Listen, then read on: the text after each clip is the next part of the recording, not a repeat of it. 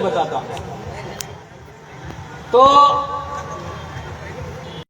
एक कार्यक्रम आज ऐसा हुआ है कि पहली बार कार्यक्रम ले रहे हैं, ऐसा कभी नहीं हुआ। जो भी परिस्थिति हो, लेकिन एक आज आप लोग इतने टाइम से यहां बैठे, कुछ महत्वपूर्ण बातें आपके बीच में मैं कहना चाहता हूं, उसको दिल में आप उतार के लेके जाइएगा, बेशक समाज को लाभ होगा। आज देश के अंदर हमारे महापुरुष, इनका हम अध्ययन करते हैं तो ओबीसी समाज के लोग हैं। उन्होंने ज्योतिराव फूले को अगरबत्ती किया या अपने घर के अंदर फोटो रखा, लेकिन ओबीसी समाज ने ज्योतिराव फूले की कही हुई बातों का अमल नहीं किया। क्या मैं सही कह रहा हूं? सही कह रहा हूं या गलत कह रहा हूं? इसी तरीके से एससी समाज के महापुरुष आपका बाबा साहब अंबेडकर, उन्होंने स्वयं ने कहा है कि मुझे मेरे पढ़े लिखे लोगों ने धोखा दिया। उन्होंने स्वयं ने कहा है, और आज देश आजाद होने के इतने साल बाद भी सिद्ध हो रहा है कि ओबीसी समाज भी बाबा साहब के नक्शे कदम पर नहीं चल रहा है। और आदिवासियों की बात करें, आदिवासी शांति काल में कभी एक नहीं हो सकते, संकट काल में आदिवासी एक जरूर होते हैं। तो अब इस धरती से सदा के लिए आदिवासियों को समाप्त होने का अवसर आ गया है। क्या हम अभी भी टिकट खेलेंगे? ये सोचने वाली बात है। ये हालात जो आज आपके पास में है, वो कल हमारे भी थे। हमने टिकट खेलने वालों का एक तरीका बनाया कि तुम किस तरीके से तुम्हारा सिलेक्शन होगा, किस तरीके से तुमको अधिकतम वोट मिलेंगे और किस तरीके से तुम वहां जाओगे विधानसभा और लोकसभा में, उसका हमने तरीका बनाया। और वहां जाने के बाद भी तुम्हारी नाक में हम नकेल कैसे रखेंगे, इसका भी हमने तरीका बनाया। और मेरे पूर्वज भी धार जिले से गए हैं, लेकिन धार जिला वालों ने यह सबक नहीं सीखा। यदि सीख लिया होता तो ये नौबत नहीं आती। ये मैं रतलाम झाबुआ में तो रोज बोलता हूं, रोज का मतलब है महीने 2 महीने में बोलता हूं। तो वे लोग काफी कुछ उनमें परिवर्तन आ गया। धार में दूसरी बार बोल रहा हूं, पहले भी मनावर में बोला था, आज भी मनावर में बोल रहा हूं। परसों ही अलावा जी का फोन आया कि कुक्सी पधारिए। मैंने कहा यार, पहले तुमने मनावर में बुलाया था और अभी 7-8 दिन हो गए, मनावर वाले आए थे मेरे पास में, और सभी लोगों को इनविटेशन देने के बाद लास्ट में मेरे पास आए थे और मेरी मजबूरी बन गई। मेरे घर पे जिसने खाना खा लिया, पानी पी लिया, चाय पी लिया, मैं उसके घर जरूर जाऊंगा, क्योंकि आदिवासियों की निशानी है। अपने दुश्मन भी उसके घर आ जाता है तो वह उसके साथ दुश्मनी नहीं करता है और उसकी बात रखता है। तो इसलिए हम लोग यहाँ पर पधारे। मैं यहाँ पर एक बहुत महत्वपूर्ण, मैं अक्सर आदिवासी पर बोलता हूँ, लेकिन कोई ओबीसी का आदमी मेरे से बहस कर ले ओबीसी के बारे में, तो उसको पता लगेगा कि मैं ओबीसी के बारे में कितना जानता हूँ।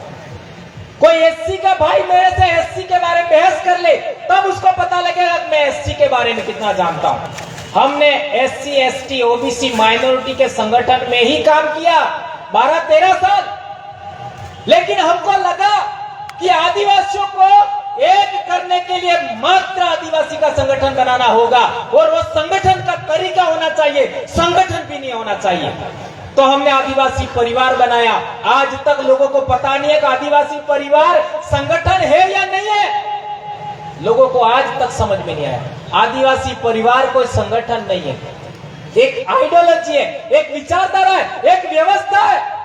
और इस देश के अंदर एससी को इकट्ठा करना चाहते हो, ओबीसी को इकट्ठा करना चाहते हो, माइनॉरिटी को इकट्ठा करना चाहते हो, आदिवासियों को इकट्ठा करके एक मुट्ठी में बदलना निकलना चाहते हो, संगठन के विचार से बाहर निकलना होगा। राजनीति अल्पकालिक राजनीति है और धर्म दीर्घकालिक राजनीति है, इसको भी हमें समझना पड़ेगा। आज मध्य प्रदेश के अंदर एससी के लोग परेशान हैं, ओबीसी के लोग परेशान हैं, बेरोजगारी की तो भयंकर हालत है, वो पूरे देश की हालत है। आदिवासियों की तो समस्याओं का कोई सीमा नहीं है। अभी हमारे भाई बहन आकर के बोल रहे थे, ऐसे बहुत भयंकर घटनाक्रम हमारे आसपास हो रहे हैं। मैं आपको एक बात विशेष करके कहना चाहता हूं, वो ये कहना चाहता हूं, आदिवासी आदिवासी आदिवासी बनाम आदिवासी रोकना होगा नंबर 1, एससी बनाम एससी रोकना होगा नंबर 2। जिस दिन ये काम दोनों हो गए, उस दिन ओबीसी भी आपके साथ होगा और आप अजय शक्ति बन जाएंगे। इतनी लाइनें याद कर लो। एक बार और दोहराता हूं, आदिवासी बनाम आदिवासी रोकना होगा, एससी बनाम एससी रोकना होगा। और जिस दिन ये दो काम हो गए, ओबीसी के लोग भी आपका साथ देंगे, माइनॉरिटी के लोग भी आपका साथ देंगे, आप अजय शक्ति बन जाएंगे। इतना सा कहना चाहता हूं। क्या आप इस बात को इत्तेफाक रखते हैं? क्या मैं सही कह रहा हूं? यह हमारे इलाके में हुआ है। एक छोटा सा कस्बा है, जनरल उम्मीदवार था जिला पंचायत में, और हमारे पास कोई जनरल का आदमी मिला ही नहीं, तो हमने एक मुसलमान भाई को खड़ा कर दिया। मुसलमान भाई को खड़ा कर दिया हमारे जो व्यवस्था है उसके अनुसार। तो उसमें क्या हुआ, हमारे आदिवासी, क्योंकि वोटर्स तो 90% तो आदिवासी था, और वो मुसलमान भाई को मुसलमान भी वोट दे नहीं दे कोई गारंटी नहीं थी। उदाहरण देना चाह रहा हूं, इसको केवल उदाहरण हमारे इलाके का इसलिए, और बहुत गजब हुआ है, ऐसा कहीं पर भी नहीं होता है। इसके बाद क्या हुआ, हमारे आदिवासी लोगों ने मीटिंग बुलाई, और मीटिंग बुला करके सवाल रखा कि यार अपने लोग तो मुसलमान को वोट नहीं देंगे, क्या करें। तो हमने कहा कि कांग्रेस और भाजपा के जो लोग दूसरे खड़े हैं उनको दे दो। तो उन्होंने कहा नहीं, ऐसा तो नहीं कर सकते, अपन पार्टी को वोट नहीं दे सकते, तो क्या करें। तो मुसलमान है तो क्या हुआ, वो इंसान है कि नहीं है, इंसान है कि नहीं। और 2000 का दंगा हुआ, 2002 का, उससे पहले तो हमारे गांवों में रहते थे, दुकानें चलाते थे, हमको कोई प्रॉब्लम नहीं हुई आज तक। बस इतने से आर्गुमेंट के बाद हमारे लोगों ने बात मान ली, और आज वो हमारे इलाके में जिला पंचायत का चुनाव जीत गया। पहली बार देश आजाद होने के बाद किसी पार्टी ने उसको, उन माइनॉरिटी के लोगों को इतनी बड़ी टिकट नहीं दिया, और वो जीत गया। आज हमारे समाज के तमाम कार्यक्रमों में वो भाई जाता है, तमाम कार्यकर्ताओं में। यह विश्वास कायम करना होगा। हमारे आदिवासी लोग उस आदमी पर बिलीव किया, विश्वास किया, वो खरा उतर रहा है आज की तारीख में। इसी तरीके से हमने एक एससी के भाई को भी टिकट दिया, क्योंकि एक टिकट ऐसे भी थी हमारे जिले में, तो वो बंदा लास्ट टाइम में खिसक गया, तो वो हमारे लोगों ने उसको नहीं दिया, क्योंकि वो लास्ट टाइम में खिसक गया। तो मेरे कहने का मतलब ये है कि आपको अपने समाज पर विश्वास है, और दूसरे जो लोग आपके साथ में हैं उन पर विश्वास है। यदि विश्वास कायम करने में कामयाब हो जाते हैं तो हमारा जीतना संभव है। मैं किसी पार्टी की बात नहीं कर रहा, मैं राजनीति की बात नहीं करता, लेकिन आज की तारीख में राजनीति ही देश पर तमाम प्रकार की समस्याओं का कारण बन गई है। आज सुप्रीम कोर्ट देख लीजिए, सुप्रीम कोर्ट के जजमेंट देख लीजिए, इन जजमेंटों का लागू नहीं होने का कारण भी राजनीति है। देश में बेरोजगारी का कारण भी राजनीति है, जल जंगल जमीन छीनने का कारण भी राजनीति है, अत्याचार, दमन, शोषण नहीं रुकने का कारण भी राजनीति है। इस राजनीति का परिमार्जन करना ही होगा, करना ही होगा। और वो तब तक नहीं होगा जब तक आप पूना पैक्ट को नहीं समझेंगे, पूना पैक्ट को नहीं समझेंगे। और ये समझाने के लिए मेरे पास समय नहीं है, शॉर्ट ट्रिक समझाता हूं। शॉर्ट ट्रिक ये है कि हमारी रिजर्व जो सीट है, हमारी जो रिजर्व सीट है, उस पर जब तक आदमी उनके द्वारा सेलेक्ट किया हुआ जाएगा, तुम्हारी समस्याओं का समाधान कभी नहीं होगा। जाओ, तुम्हारे द्वारा सेलेक्टेड आदमी वहां जाना चाहिए। एक लाइन में जवाब है इसका, उनके द्वारा सेलेक्टेड आदमी नहीं जाना चाहिए, तुम्हारे द्वारा सेलेक्टेड आदमी जाना चाहिए। और जब ये करने के लिए बैठोगे तो तुम्हारे अंदर सिलेक्शन की बात आएगी, तो एक आदमी खड़ा होना चाहिए, दो खड़े होने चाहिए, वहां 50 खड़े हो जाते हैं। उनको कैसे रोकें? ये है तरीका, ये है बात। उसके लिए हम लोगों ने जनप्रतिनिधि सिलेक्शन प्रणाली बनाई है। और ये जनप्रतिनिधि सिलेक्शन प्रणाली आप लोगों ने समझ ली। ये मैं मंच पर नहीं बोल सकता, मैं जानता हूं, लेकिन बोलूंगा नहीं। हमारे इसके लिए ट्रेनिंग देने वाले लोग हैं। जनप्रतिनिधि सिलेक्शन प्रणाली को आप समझोगे तो ही 2023 में आप सफल होंगे। मैं पुनः यहां से कह के जा रहा हूं, वरना आप सफल नहीं होंगे। लिख लो आज ही। साइन चाहो तो मेरी साइन कर देता हूं मैं, मेरे साइन दूसरा कोई नहीं कर सकता। नहीं जीतोगे, गारंटी दे रहा हूं। यदि आप लोगों ने इस बात को रोका, कौन सी बात को? एक से अधिक खड़े हो जाते हैं आदमी, उनमें से एक कैसे करें, यह तरीका नहीं सीखोगे तो आप लोग सफल नहीं हो सकते। इसी बात के लिए हम लोग यहाँ के मध्य प्रदेश के लोगों को बार बार सजेशन करते हैं, और कई लोग इस बात को समझ भी गए। मैं यहाँ पर यहाँ के विधायक महोदय जी के विरोध में नहीं आया हूं। नंबर 1, मैं यहाँ पर आपके समर्थन में नहीं आया हूं। नंबर 2, ये बात अच्छे तरह समझिए, न यहाँ के विधायक जी के विरोध में आया हूं, न आपके समर्थन में आया हूं। मुझे पहले से पता था मध्य प्रदेश के सबसे ज्यादा जाबाज लड़ाके, सबसे ज्यादा जाबाज कार्यकर्ता यहां इकट्ठा होंगे, इसलिए मैं आया।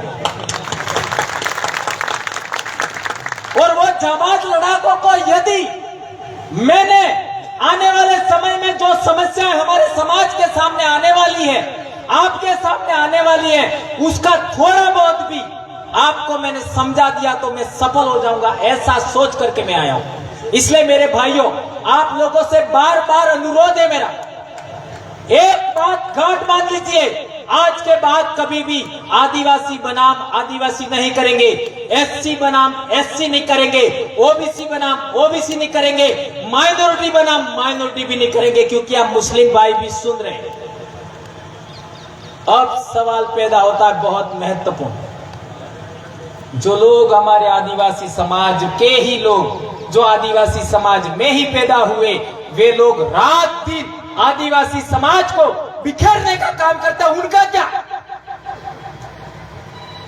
जो लोग एससी समाज में पैदा हुए और एससी समाज को रात दिन बिखेरने का काम करते हैं, उनका क्या? जो लोग ओबीसी समाज में पैदा हुए हैं और ओबीसी समाज को रात दिन बिखेरने का काम करते हैं, उनका क्या करें? उनका भी तरीका हमारे पास में है, उसका भी इंजेक्शन हमने बनाया है। लेकिन उस इंजेक्शन को हाथ में लेने का आप सीखो तब ना, लगाने का बाद में हाथ में लो तो सही। वो इंजेक्शन भी हमने बनाया है।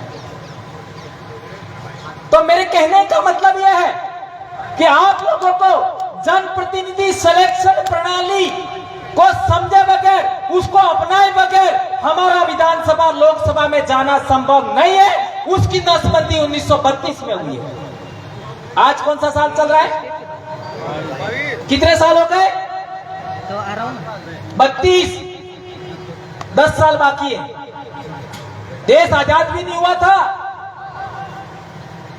देश में अंग्रेज थे, संविधान नहीं बना था।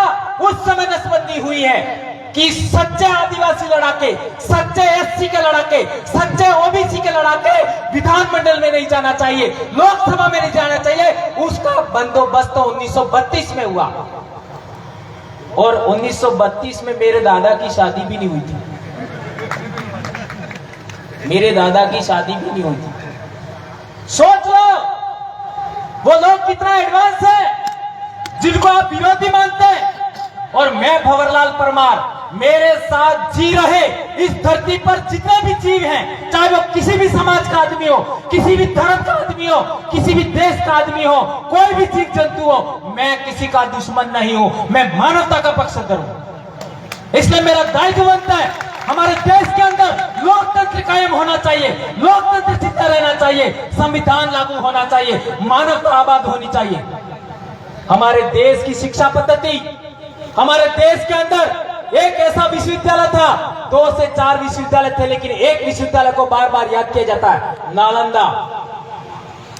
10,000 स्टूडेंट एक जगह पढ़ते थे, आवासीय विद्यालय था, 2000 शिक्षक वहीं रहते थे। क्या इस देश में आज 70 साल हो गए, आजाद हुआ देश, एक भी इंस्टीट्यूशन ऐसा नहीं बना आज की तारीख में। वो देश उस जमाने का विश्व गुरु था। यदि उस तरीके का विश्व गुरु का हम कायम करना चाहते तो हम लोगों को राष्ट्रवाद की परिभाषा भी दूसरी बनानी होगी। सच्चा राष्ट्रवाद क्या है? हमारे साथ जी रहे सभी जीवों का कल्याण होना चाहिए, यह सच्चे राष्ट्रवाद की परिभाषा होनी चाहिए। इसको आप जिएंगे, ऐसा मैं विनम्र अनुरोध करना चाहता हूं। दोस्तों, मैं बार बार कहना चाहता हूं आपको एक बात कि आप लोग यदि डेमोक्रेसी के अंदर, आप लोकतंत्र के अंदर संविधान को मानते हुए, कानून को मानते हुए आप विधानमंडल में जाना चाहते हैं, लोकसभा में जाना चाहते हैं, आप एक बार जनप्रतिनिधि सिलेक्शन प्रणाली कैसे होगी और इसका इंप्लीमेंट करने से क्या लाभ होगा, उसका हमारे राजस्थान के लोगों से एक बार आप प्रशिक्षण जरूर लेंगे, ऐसा मैं कहना चाहता हूं। और आपको वहां नहीं आना है, वो लोग आपके पास आएंगे, क्योंकि आपका और मेरा खून एक ही है। यह कहना चाहता हूं, यदि आप भील है, भिलाला है या बारेला है, तो भी भंवरलाल परमार और आपका खून एक ही है, उसको कोई माइकल अलग अलग नहीं कर सकता। यह बात मैं बार बार कहना चाहता हूं। ये रामदेव काकोड़िया, ये हमारा लोकेश मेरा छोटा भाई, और ये 2-4 भाई, सुमेर भाई, कितना बढ़िया बेहतर बोले, और बहुत सारे बातें कितना बढ़िया बोले, लेकिन क्या कारण है कि हम लोग पुलिस केस में फंस जाते हैं? इसका भी हम लोगों को थोड़ा सा और मंथन करने की जरूरत है। मैं उसके बारे में ज्यादा बात नहीं करूंगा। एक इंपॉर्टेंट बात, ये बहन आई थी, उनके लिए आप लोग जो भी थोड़ा बहुत न्याय दिलाने में सक्षम हैं, क्योंकि यहां पर हमारे से ज्यादा लोग रहते हैं और आप सक्षम हैं, आपके ऊपर कोई प्रश्नवाचक चिन्ह लगा सकता। पूरे देश के अंदर, पश्चिमी भारत के अंदर आदिवासियों के संगठन है, वो सबसे ज्यादा ताकतवर है, सब लोग जानते हैं, और आप उनको न्याय दिलाएंगे ऐसा मैं मानता हूं। एक इंपॉर्टेंट बात और कहना चाहता हूं मैं, 30 तारीख को हमारे पूरा बहुत बड़ा कार्यक्रम हमारे राजस्थान में हो रहा है। या कम से कम 10 से 12 लोग हम बोलने वाले आने वाले थे, लेकिन उस काम में लगे हुए हमारे एमएलए साहब है, वो भी आने वाले थे, लेकिन वो सब उनकी ड्यूटी वहां लगा दी हमने। तो मैं ये कहना चाहता हूं कि आप लोगों को वहां पधारना है,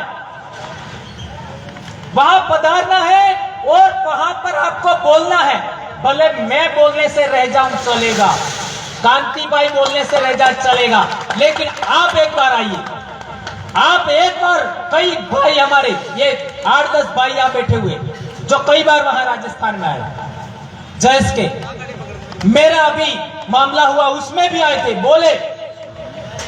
मैं दिल से सल्यूट करता हूं तमाम भाइयों को, लेकिन वहां आप आइए और आप हमारे लोगों से जुड़िए और हम आपसे जुड़ेंगे। आदिवासियों की एक समस्या है, एससी समाज की एक समस्या है, ओबीसी समाज की भी एक समस्या है। वो अपने साथ सबको जोड़ना चाहते हैं, लेकिन वो किसी के साथ जुड़ना नहीं चाहते। समझ रहे? मैं आपको मेरे साथ जोड़ना चाहता हूं, लेकिन मैं आपसे नहीं जुड़ना चाहता। मैं क्या समझता हूं, हर एक आदमी क्या समझता है जो बड़ा लीडर है, ये लोग मेरे कहे अनुसार चलने चाहिए। हम लोग ऐसा नहीं करते। हमारी जो राय बनती है वो ही फाइनल। आदिवासी परिवार का अध्यक्ष कौन है मालूम है आपको? आदिवासी परिवार का संयोजक कौन है, अध्यक्ष कौन है, प्रभारी कौन है? आम राय है वह आदिवासी परिवार का अध्यक्ष है। आम राय। मैं अध्यक्ष नहीं हूं, न कांति भाई अध्यक्ष है, न राजकुमार अध्यक्ष है, कोई नहीं है। आम सहमति, आम राय है, वही अध्यक्ष है। अभी हमारे पिछले 2018 से कुछ साथी हमारे से अलग हो गए। क्यों अलग हो गए? इन टिकटों के चक्कर में। अभी हम लोगों ने पिछले कुछ 2-4 दिनों से हम लोग अभी उनके से सहमति ले रहे, चर्चा कर रहे, तो वो तो उसी तैयारी में बैठे थे कि वो हमारे पास कब आए, हम लोग उनके साथ जुड़े। हमारा सुलह हो रहा है और सुलह हो जाएगा। हमारा तमाम प्रकार के लोग हमारे से दूर है, वो हमारे साथ जुड़ जाएंगे, इसकी गारंटी मैं आपको यहाँ पर अभी दिन डूबे दे सकता हूं। तो आप लोगों से मेरा अनुरोध है कि जो लोग हमारे समाज से, हमारे संगठन से अलग हुए हैं, उनको भी हमें जोड़ना चाहिए। मैंने अलावा जी को यह भी कहा, इस पंचायत में जाने के बाद तुम्हारे पास भी हम आएंगे, भले वो आज आए, कल आए, परसों आए, कभी भी आएंगे। और यदि आप हमारी बात सुनते हैं तो हम सलाह मशवरा करके एकजुटता कायम करने का भी प्रयास कर सकते हैं। यदि दोनों गुट हैं वो सहमत हो तो, ये भी हमने बोला है। तो आप लोगों से विशेष करके मेरा, जितने भाई यहां पर आए हैं, मैं हर बार जो बातें ज्ञान की बताता हूं वो यहां पर नहीं बता पाया, क्योंकि आपने इतने क्वेश्चन, इतनी समस्याएं गिना दी कि इन समस्याओं का समाधान जो आप लोगों ने खोजा था उसके बारे में मेरा बोलना जरूरी हो गया। आप लोगों को आर्टिकल 51AH के बारे में जानकारी रखना होगा। 51AH, आर्टिकल 19, आर्टिकल 13(3) को, उनके बारे में विशेष करके आर्टिकल 25, उनके बारे में आपको बहुत इंपॉर्टेंट बातें, जो संविधान भी कौन सा, जो प्रारंभ में लिखा गया था, उस संविधान की बुकलेट लाइए, सुप्रीम कोर्ट के जजमेंट पढ़िए, उनके आधार पर आप लोग काम करिए। और बोलने में जो हम वक्तव्य देते हैं उसमें एग्रेसिवता लॉज के समान होनी चाहिए। कैसे? थोड़ा धीरे, फिर थोड़ा सा फास्ट, फिर थोड़ा धीरे, फिर थोड़ा फास्ट, इस तरीके से बोलना चाहिए हमको। धारा प्रवाह, एग्रेसिव नहीं होना चाहिए। और किसी भी तरीके से हमारा गुस्सा मारना सीखना होगा। मेरे को भी, मैं बहुत ही आपका गुस्सेल आदमी हूं, लेकिन मेरे को एक आदमी ने बताया था, भंवरलाल गुस्सा मारना सीखना होगा। और मैंने गुस्सा मारना सीखा, आज मैं बहुत सहनशील बन गया हूं। अभी मेरे को कोई भी लोग गाली देते हैं, मेरे को कोई फर्क नहीं पड़ता। बहुत कुछ अनाप शनाप कहते हैं, मेरे रंग के बारे में भी बात करते हैं। मैं 2011 में इस बीमारी से ग्रसित हुआ, लेकिन यह बीमारी से ग्रसित होने के बाद मैं सबसे ज्यादा फेमस हुआ। मेरे फोटो आगे के नहीं मिलेंगे, क्योंकि मैं तो 2002 से काम करता हूं समाज में, लेकिन 2011 में मेरे को हुआ, उससे पहले कई फोटो नहीं मिलेंगे। फेसबुक पर एक फोटो मिलेगा मात्र। आज लाखों लोगों के पास मेरे फोटो है, लाखों, और न जाने कहां कहां लोग सुनते हैं। ये बीमारी होने के बाद मैं और ज्यादा फेमस हुआ। उसका कारण यह है कि मैंने जो जानकारी हासिल किया, वो परिपक्वता हासिल किया, बोलने का तरीका विकसित किया, वो चीज आप लोगों को पुनः कायम करना होगा, आपको सीखना होगा। आप में बहुत काबिलियत है।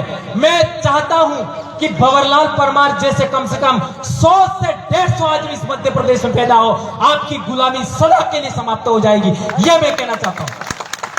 और वो लोग एससी के भी होना चाहिए, माइनॉरिटी के होना चाहिए, ओबीसी के होना चाहिए, और मेरे खून के तो हर हाल में होना चाहिए।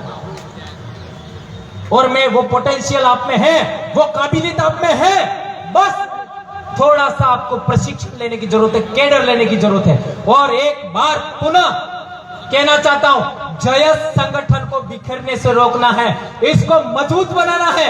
भंवरलाल परमार की रईस है जिंदगी, खत्म हो जा चलेगा, लेकिन मैं आपके जयस को पुनः मजबूती देने के लिए, उसको पुनः मजबूत बनाने के लिए, पुनः एक करने के लिए अपनी जान की बजाय बाजी लगाने के लिए तैयार हूं। आज हमारे राजस्थान में देख लीजिए, पड़ोसी गुजरात में देख लीजिए, आदिवासी परिवार की मजबूत जड़ें कायम हो गई है, उसको अब कोई हिला नहीं पाएगा। मैंने एक किताब भी लिखी है, आदिवासी परिवार विजन बुक, उसको भी आप लोगों को पढ़ना चाहिए। लेकिन आप कहोगे कि मेरे को दे दो, मैं कभी देने वाला नहीं हूं। उसके लिए आपको मेरे घर आना पड़ेगा, रोटी का प्रबंध करूंगा, सोने का प्रबंध करूंगा, वो नहीं मिलेगा जी। हाँ, फोटो भी नहीं मिलेगा। वो बोल रहे, उनको मालूम है इसमें क्या क्या लिखा है। इतनी इंपॉर्टेंट बातें लिखी है कि हमारे समाज को किस तरीके से हम जोड़ सकते हैं, और जुड़ने के बाद टूटेगा कैसे नहीं, वो सब बातें लिखी हुई। हम देते क्यों नहीं है? क्योंकि पता ही नहीं पड़ता साला कौन हमारा है कौन। आगे नहीं बोलता हूं। बहुत सारी बातें आप लोगों ने सुनी, इतने टाइम तक आप बैठे, और एक दो साथी हमारे बीच में और हैं, उनको भी सुनना है, इसलिए मैं अपनी बात को जितनी कह दी उतना ही। लेकिन एक बात जो मैंने बार बार बोली उसको याद रखना, आदिवासी बनाम आदिवासी नहीं, एससी बनाम एससी नहीं, ओबीसी बनाम ओबीसी नहीं। लेकिन जो लोग हमारे समाज के आदिवासी होकर के आदिवासी के विरोध में काम करते हैं, उनको कैसे रोका जाए, उसका इंजेक्शन हमने बनाया है। उस इंजेक्शन को आप लोग एक बार समझने के लिए तैयार हो जाएंगे। इतनी बात मैं कह करके अपनी बात समाप्त करता हूं। जय आदिवासी, जय जोहार, जय बिल प्रदेश। हाँ, बहुत अच्छी बात है, मैं भूल जाता।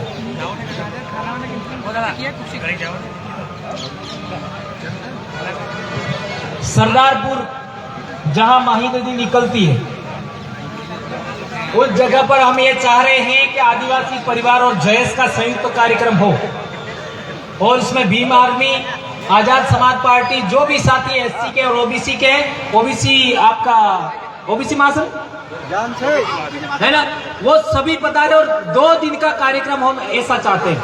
क्या आप लोग सहमत हैं इसके लिए? आदिवासी परिवार और जयस संयुक्त कार्यक्रम होगा, और उसमें कितने लोग वहां से आएंगे ये देख लेना आप, राजस्थान से, और उसके बाद क्या क्या बदलाव हो जाएंगे, आप दंग रह जाएंगे। तो आप लोग उसके लिए हम लोग सब मिलकर के ऐसा प्रयास करें। एक बात ये कहना चाहता हूं, उससे पहले 30 तारीख को आपको हमारे जिले में पधारना है, और आप सुबह बताइए, पहले दिन आ जाइए, हमारे घर पे आ जाइए, मेरे घर पे, कोई बात नहीं। मैं भी बाप की अकेली संतान हूं, 2011 से बीमार हूं, अकेली संतान हूं मैं, लेकिन फिर भी काम कर रहा हूं। तो आप लोग मेरे घर आ जाइए, आपको रोटी खिलाने का, सुलाने की गारंटी मेरी। और कोई महिलाएं भी आती है तो मेरी बेटी भी है, मेरी पत्नी भी है, मेरी बहनें भी है, 5 बहनें मेरी, 1-2 नहीं। वो लोग भी आपकी सेवा करने के लिए तत्पर रहेंगे। धन्यवाद। जय जवान, जय आदिवासी, जय बिल। हेलो, आज जय महापंचायत में हमने एक छोटी सी भेंट सभी हमारे अतिथियों के लिए